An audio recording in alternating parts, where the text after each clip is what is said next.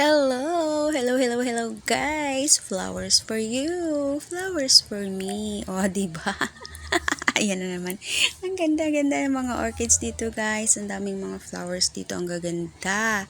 Welcome po dito sa Quezon City Circle. Oh, di ba? Ang dami. Dati po pag pupunta kami rito, meron ako nabibili na maliliit. Yung ano lang siya, yung parang mga dahon siya, parang mga plastic na style, yung ganun. Matibay kasi siya, hindi siya basta-basta namamatay. Parang siguro family sila ng cactus. Oo, ang dami kong mga halaman dati. Ay, na-miss ko lalo tuloy. Bago po mag-pandemic ha, hindi pa uso yung plantita tsaka plantito. Ang dami kong mga halaman. Kasi nung medyo na-stress ako sa buhay ko. Wala akong ginawa kundi magtanim. Totoo nga pala. Ayan o, ito. Nilapit ko talaga. Ang daming mga orchids dyan. Dami. Ang gaganda. Sobra. Parang gusto kong bumili. Niisip ko naman maglalakad ako kasi nag-commute lang ako papunta ko rito. Mamaya. Para naman akong Christmas tree. Tsaka hindi ko siyang maaalagaan doon. Ay, basta tingnan nyo, nakita nyo po yan ang gaganda. Ang dami po, ang dami nyo po mapagpilian, ang ganda. Oo, sa mga plantita, tsaka sa mga plantito dyan, diba, so good na. May promotion ka, Mareng. Ay, nako. Oo nga, ang dami. Marami nga pong namimili kahit maaga pa lang, pero marami na siyang marami nang pumupunta, namimili sila. Pero dati talaga, nung lagi kami pumupunta dyan, nung medyo may mga time pa kami mag-jogging. Marami talaga pong pumupunta dyan para mamili ng mga flowers. Yan, kahit yung mga halaman na, or kahit yung mga seedlings, marami po sila dyan. Yan. So, balikan natin yung salitang totoo. Yung salitang totoo kanina, totoo pala talaga na talagang nakakagaan siya ng pakiramdam. Kapag marami kang halaman, pagka busy-busyhan ka sa kanila, nakakagaan po ng pakiramdam na ko kasi yan, no? Na-experience ko nung mga nakaraang taon. Ang dami. Alam niyo po ba kapag hindi ako nakakatulog sa gabi, hating gabi, nagdidilig ako ng halaman. Sabi na, tingnan nyo po yan, ang gaganda, may mga hanging-hanging pa sila dyan. Ayan. Okay, back again, no? So, yun po, minsan, sinusundo ng asawa ng pinsan ko siya doon sa terminal ng mga tricycle. Kasi pag ginagabi ng umuwi, ay, nagugulat sila sa akin. Hoy! Hating gabi, nagdidilig ka dyan. Reliever talaga pala siya.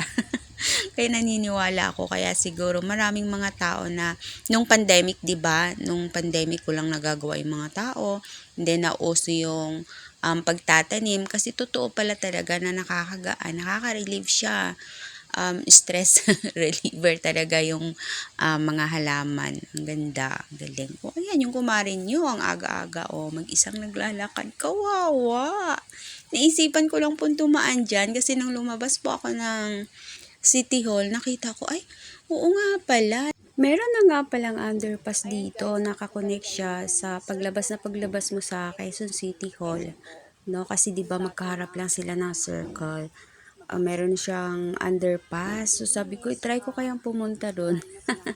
Ayun, pumunta ako. Tuwang-tuwa ako, no. Ayan, naglalakad lang ako na parang ewan ako dyan mag-isa, no. Sabi ko, daan nga ako doon. Tingnan ko nga ako ano na mukha ng circle ngayon. Kasi siguro mga 6 years na nung lagi kaming pumupunta dyan. Nagja-jogging kami sa umaga. Ay, hindi. Every Sunday lang ng umaga kami. Minsan, pag may time, nakakapunta kami dyan. Dati po kasi yung nasa Quezon City kami, pagka Sunday, nagkukuha pa namin medyo gumala-gala. Nagja-jogging kami, nakakarating kami ng Marikina, maakit kami sa mga parang bundok-bundok, ganyan. Kasi yung pinsan ko, may mga pinsan kasi ako ron na medyo mahilig din silang mag-jogging-jogging, minsan sa Eco Park, ganyan. Oo, maganda sa Quezon City kasi malawak or marami kang mapupuntahan talaga. Hindi kagaya dito sa bagay, dito kasi parang busy kasi kami dito kaya hindi kami nakakagala masyado. Although malapit lang naman yung Quezon City. Hello. Isang bahing lang. Ay, sabay ganun.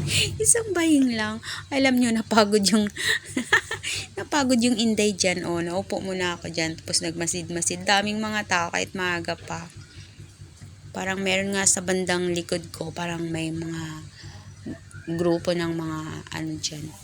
Parang nagmi-meeting sila. So, hindi ako masyadong lumapit. Baka mamaya makapag-marites ba ako dyan. Kahit saan ka, Inday.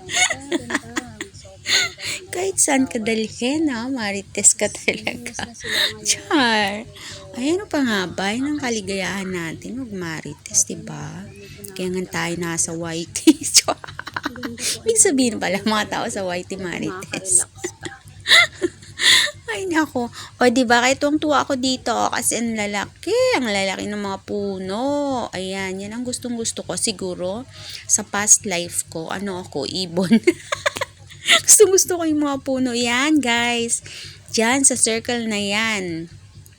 Nira-rounds namin yan dyan. Nagja-jogging kami. Ang dami-daming tao dyan tuwing umaga. Start ka lang ng mga 5, 6 a.m. Ang dami na pong tao dyan. Akala mo nakaprosesyon habang naglilibot dyan sa parang bilog na yan. Masaya din. Masaya kasi makikita mo yung iba't ibang reaction ng mga napapagod na maglakad.